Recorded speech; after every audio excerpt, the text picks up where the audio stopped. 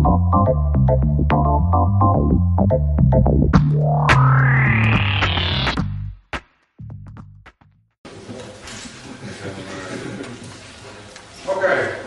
welcome everybody to the third Blender Conference here in the Waag again. This is being hosted by the Waag Society. Waag Society is our host. We'd like to thank them a lot for providing this wonderful historical building. This is actually 15th century, part of the old city wall. At this location, history was written 2 times.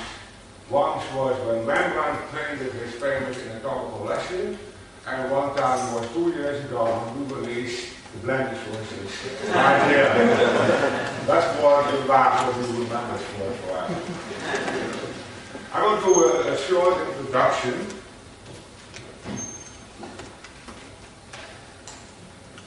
To give a quick history, say a little bit about the Blender Foundation, talk about what we did last year, and a little bit about what the conference is going to do. First thing I'd like to know is, for who here is the first conference here? That's a lot. The second conference? Also, and the third. We're really all fast.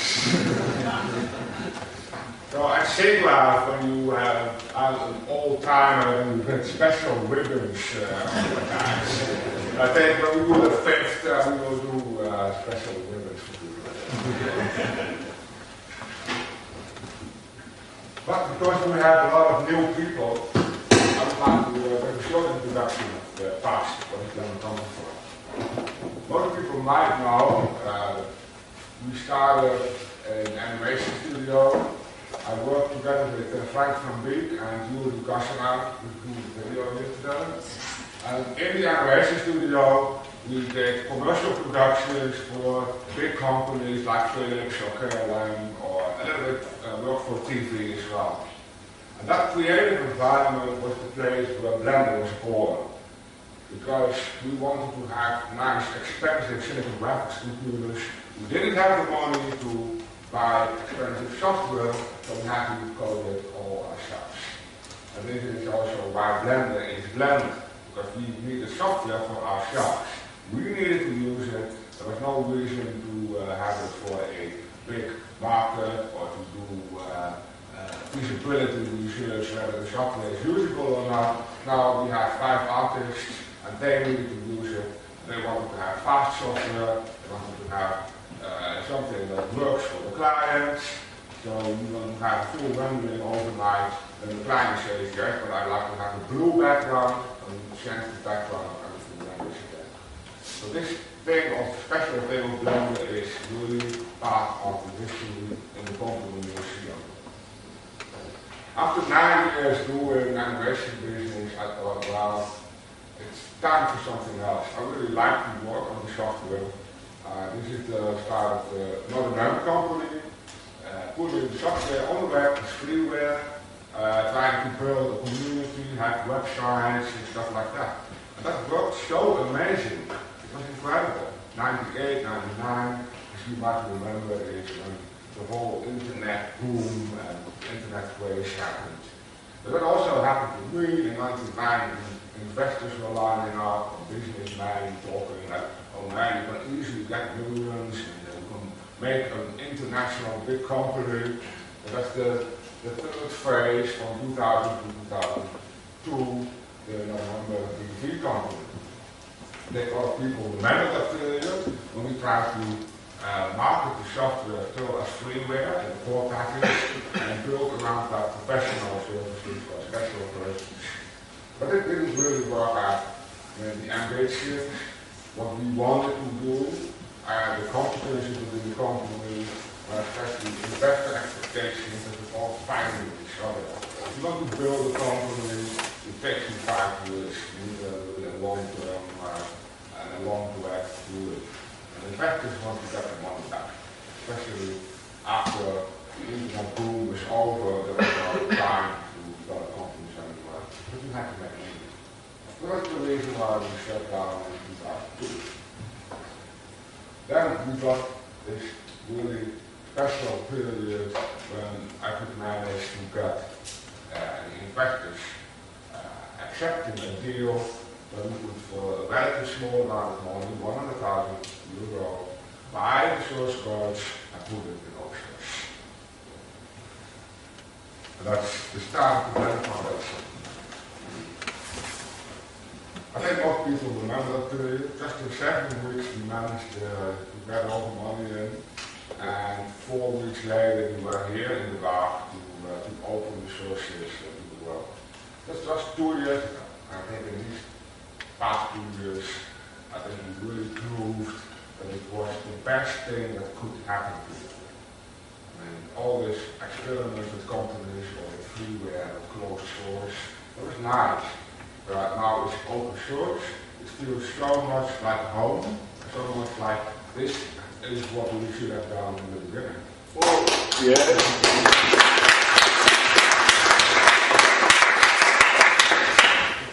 So the Blender Foundation is an independent public benefit non-profit corporation. In Dutch we call it stichting. And I've been looking a lot on the web to find out what the international word is for it, but the whole entity of a stichting, a foundation, is very Dutch. I found out that a lot of American companies even found stichtings in the Netherlands because of this special legal entity. A legal entity of a foundation in the Netherlands means that you can act like a company, but you don't have ownership. The stichting is not owned by people. The stichting has a board, and the board can make a decision on things.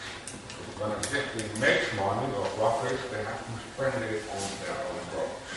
They cannot pay the money to the shareholders. It's quite a nice structure to have something like that.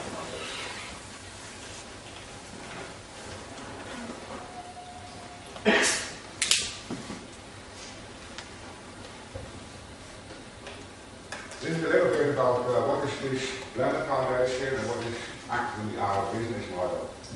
And remember yesterday during dinner we already had some discussions about it. Like what can the Blender Foundation do? And how can we improve open source projects? And how do we treat getting money? Because we got some subsidy in, are we going to pay people or not? Are we going to conduct some business or not? I think the vision I already put down 2 years ago is still valuable. I think it's important for the Blender Foundation to be as small as possible. Really the smallest possible little entity to keep the website running, to keep the services up and running, and to do everything that's not easily organized with politics or that. And around that, the Blender Foundation, you can establish a network. And we should enable everyone with ideas or plans or business ideas to realize that. Blender Foundation then only facilitates. So, for example, if you want to do software services, which is in open source pretty common, and in Linux business is really like software services, we should enable our developers to start a business like that. We should have a small company, and the Blender Foundation should give you publicity or bring you in contact with others. The same is for animation studios or for support, training videos, new professional training videos, or maybe live products, use the software, something else. Or what we already do is relationships with book publishers to make sure that there is sufficient content on the market around Blender. And of course, have a good relationship with universities and educational institutes. Blender, because it's free and open source, it's very popular in high schools and universities, colleges for that reason. And we should help them. But this topic will come back in feedback sessions later on. We will discuss more about it. Another thing is about who is the Blender Foundation? A lot of people don't really understand how this works, but officially blender.org are projects. You join a mailing list, or you can go to IRC and you talk to people, and somehow software bubbles out of that, and you get a release, and that's there. But we have that at the Blender Foundation. I'm new to that project, so I'm and actually an actual use of the Blender Foundation. We also had a couple of part-timers. One is Angela Blomo. She's also here over here. That's Angela. She's really helping out doing our projects, especially for the Universe Consortium, which is a part of our big subsidy. I have a bookkeeper, Amjad. He's also downstairs doing the Dutch. And Nathan, Nathan, doing development support and also Universe projects. And in the past year we did individual projects with Stefano and Samuel, who made a great, really great job on making this 800 pages manual. Bart Veldhuis for the website, Wouter, Stefan, and Marco helping out with that service in the existing tools. So this is this small core of the Blender Foundation. So really is where we do the things that I think is essential to keep in the foundation, but it's not actual software development, it's not actual projects on the web. That's where everybody is equal and can participate. Universe, also an important entity, is a European consortium of 7 partners. This is the Royal Institute of Technology in Stockholm, the Technical University of Stockholm. They are the lead of the project. We work together with the Helsinki University of Technology. They're especially in the sound rendering and sound technology. Interactive Institute of Sweden, it's a very large institute spread over all of Sweden. They help out on sound issues and tools. The Fraunhofer ICT, it's a German short for something, I forgot for this moment. But Fraunhofer, you might know, they invented an own MP3. These people are a different department in Fraunhofer, so they're not the MP3 people, but they're related to it. Fraunhofer is doing a lot on open scene library. They work on open source as well. They have rendering clients, virtual reality technology. There are 2 partners that are going to validate technologies, the architects company and the design studio, and the last part, the Blender Foundation. We are in here especially for what they call dissemination. And typically this kind of European subsidy projects in universities, they make great technology, but it stays somewhere in an ivory tower, it's not getting marketed, it's not being used. By having the Blender Foundation, we can make sure that what is being developed, what is being brought up in open source, is also being spread to a community of users so they can get access to the website. So what is it about? It's about an open source internet platform for multi-user interactive digital with high quality graphics. That sentence is on the top of the visual papers. But I think most people know it as Verse. Verse is a protocol, internet protocol for transferring or synchronizing between data. And Verse is for me still something I find extremely interesting. When I first met with the creator 2 years ago, I think my ideas really match with the crazy ideas I have. Then the hash control is already a sort of a database, with abstract representation of data. And the file saving of Blender is really weird because it actually stores parts of the memory and it flushes it back. And that makes it fit to put it to the next level. What Verse can do, for example, is you can stop saving files or reading files. It's one of the most stupid things in the modern computers is that you still work with files. You have to save them, and then you lose it, and you need tools to find files. And files are stupid. You should think completely different. Don't save files anymore. You work, you have access to things. It's just like, I hardly save things on my computer anymore because I have Google. If I want to know something on our mailing list, I can find it faster with Google, and sometimes in my own search mail client. But this is something, a new way how you can look at data as well. You should have it in a powerful database, somewhere floating online, and if you want it to use smart search systems, that would be better. Plus, then you can cooperate. So, you can somewhere something in Spain, somebody in Brazil can look at it and you can communicate in 3D. This project is going to last for 2 years. I think this year we can have the first trial of the first trial within Blender, and in the next 2 years more results will be published. What did we do last year? We did 4 amazing images. I think a lot of people really noticed that since the start, the first year, our development cycle is all really nice. And when we do it, we really show about every 2-3 months. It's really worth having. It's quite stable, it's trusted, and it runs are still on a lot of different platforms. I tried to list everything that we did, and I bet I forgot something, but that has been done so much work. For example, on the Python that we have, and we did a new redesign process. We've got that way integrated within the software, not only the file saving and plugin. And we did a rendering upgrade, and then we now can do ray tracing. Something a lot of people are surprising.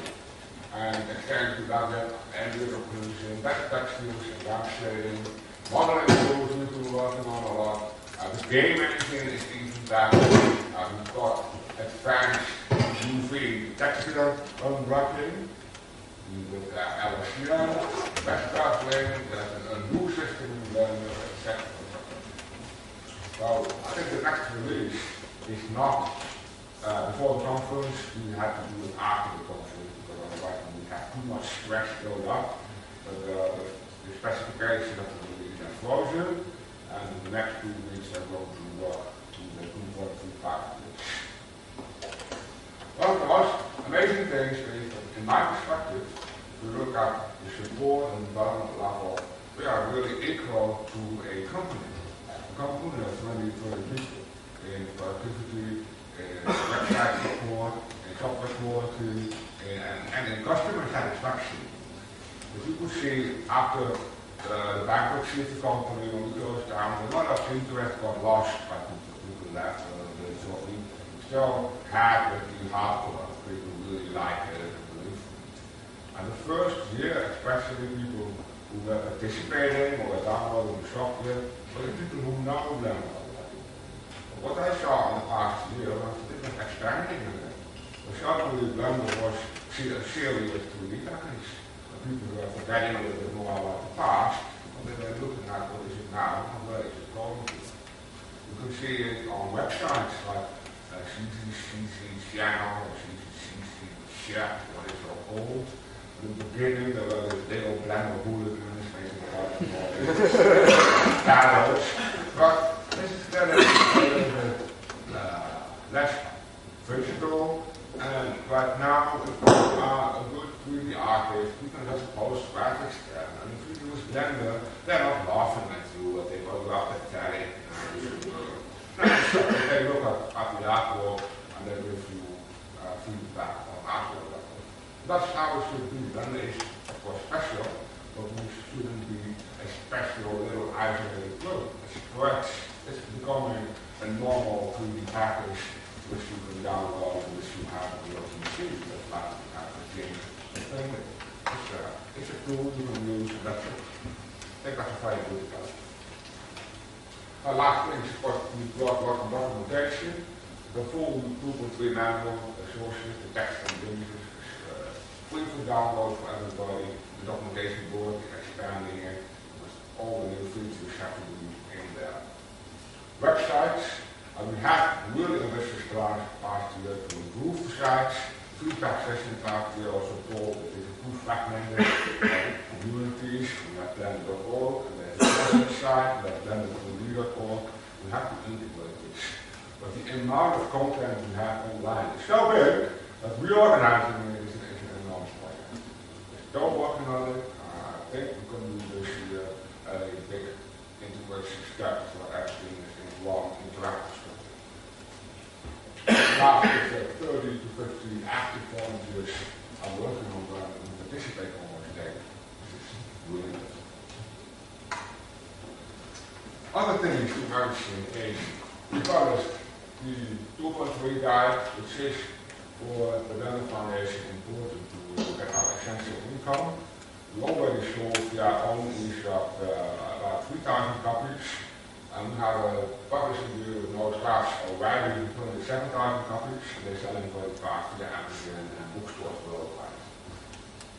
I mentioned the European Union subsidy. Dutch government also subsidizes the government the taxes reduction. We get speaking opportunities. I went to Copenhagen, Santiago, Lisbon, and Spain. Bordeaux, Martin went speaking. I mentioned already we have increasing recognition by magazines with websites. Just last week, or this week, Dassan Kundali was invited to become the co-editor of Cleaning World magazine. We've been invited to write regular, every 2 months, pages about blender in the magazine. And that's not special, because that's just normal. They found out that users or readers of the magazine really like to know more about blender. Blender is part of the magazine. Safeguard was really great last year again. The 3 events during the show. Even the organizers, the Safeguard committee, visited one of these events. They're going to talk to you about integrating this whole open source idea and blender more into the program for next year.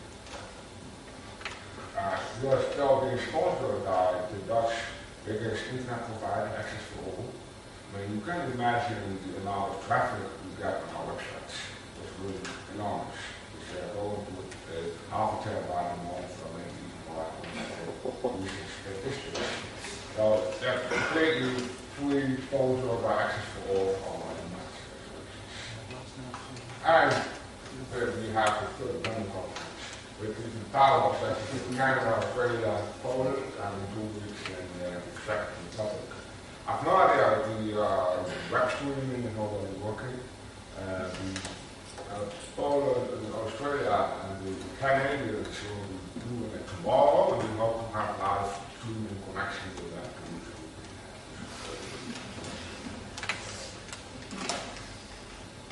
Okay, about the conference, just for the time. We had a booklet, you can see the schedule in it. I found out there's one title already in the 2-day schedule. You can see the booklet. I think one of the second case studies was mentioned on the same time slot as the first, but it has to be exactly 1.5 hours.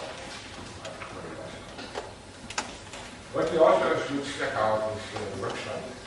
Then in Blender.org you find links to an enormous section of the web where every speaker has a big page plus links to download all documentation about what they are going to talk about.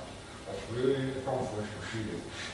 So for people who cannot be at a certain talk, you can also read about it on the internet. Plus of course for people who cannot be even here.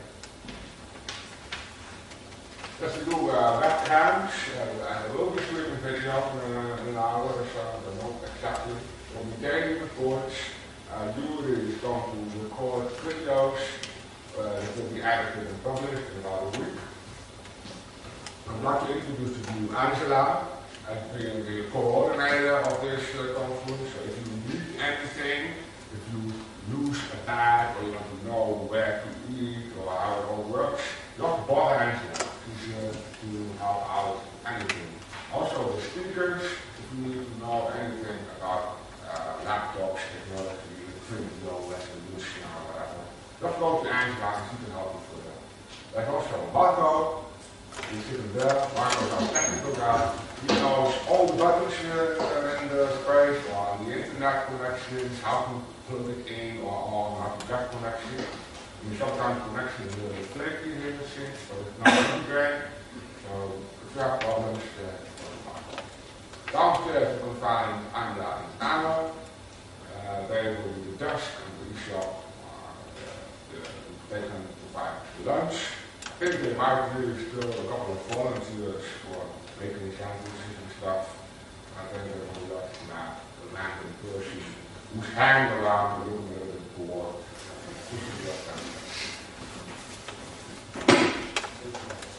we have the Saturday dinner.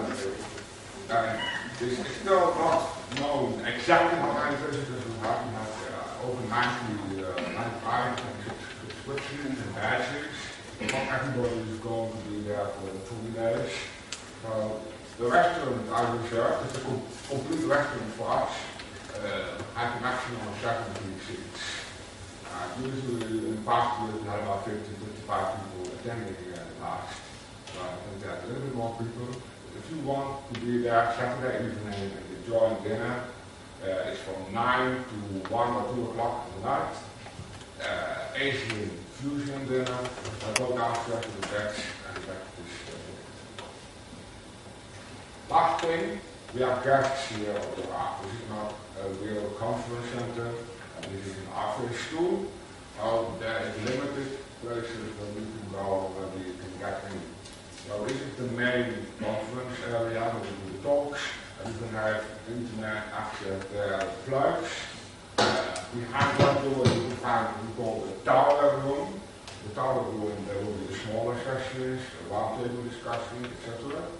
Downstairs in the amazing room is a hangout where you can just get the soda, use computers on the internet, or whatever. All the other spaces is offices where we're not allowed to go in. Also, the bar is a non-smoking facility. All the addicts can go downstairs where you can go outside and have some refreshments. Last thing, the dances. This is not only to identify yourself if you're not a crook or a burglar or somebody who's spying on the London conference, but it's also important to identify yourself to the others. This is your nickname tag. I think most people know each other from the internet, from an email address, or some other crazy nickname. So please put the tag readable here, but this is the only way you can meet with others and you can find out, are you, But it's important that we have fun here, and we meet each other, and we live in a few days with new friends. Thank you for listening. I just have one remark. Downstairs in the hangout room there are several 9 Macs. Please be careful with your food and your drinks. Don't put them near the computer because the table is quite big, but it's all covered by Macs. So if you spill something, it's going to be costly full. So I'd say no food in the room, right? No food. Well, the refrigerator is there, so we can't say no food in the room, but if you please want to eat your food before you go and sit behind the computer, if that can be arranged, that will be very, very nice. I think that the passwords for all machines, so we want to install the timing department. I didn't have time for that. You can also follow them over if you like to. Let's come down. So, we take a 5 minutes break. We have 10 minutes now in the schedule, but not that. The next speaker is going to be asking about drugs. You should check out the schedule of the other days. Of course, it's me about training. We have a 5 minute break. We're going to have some coffee. Thank you.